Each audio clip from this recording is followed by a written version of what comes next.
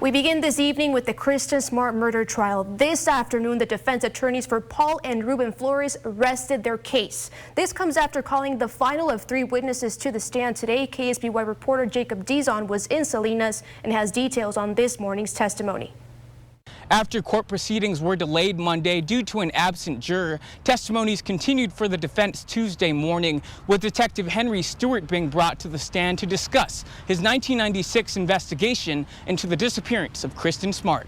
A San Luis Obispo County Sheriff's detective for 8 or 9 years, Stewart testified that he worked alongside another detective, Steve Crawford, to investigate Kristin Smart's disappearance. While being questioned by Paul's attorney, Robert Sanger, Stewart mentioned that in 2001, he and Detective Crawford worked with the FBI to conduct an undercover investigation in an effort to get Paul Flores to confess. Sanger then questioned Stewart about his interview with Tim Davis in July of 1996, where Stewart testified to hearing Davis mention seeing Kristin laying on the lawn of a house next door during the party at 135 Crandall Way. During cross-examination, Deputy DA Chris Prevel asked Stewart about the same interview where the witness informed the court that Tim Davis had told him he had seen Paul talking to Kristin multiple times during the Crandall Way party. After Stewart's testimony, Detective Cole returned to the stand and was questioned by Sanger about officially being assigned to the case in 2017. Cole testified that he inherited several hundred documents in relation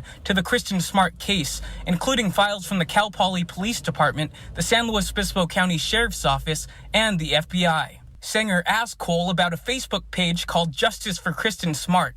Cole said he follows the page and added that he was concerned the page could jeopardize the investigation. He also confirmed to Sanger that the page was dedicated to convicting Paul of Kristin's murder. Sanger also asked Detective Cole about canine searches at the Flores home, to which Detective Cole said that he'd organized these excavations due to alerts the dogs had given during their previous search. He stated that no human remains were collected during those excavations.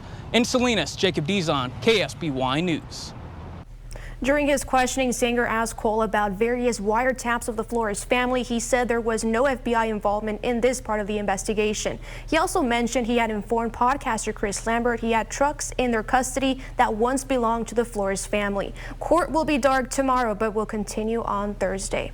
To stay up to date on our coverage of the case or to get caught up on something you missed, you can scan the QR code on your screen. It will take you to the Kristin Smart case section of our website with our full coverage of the investigation and the trial.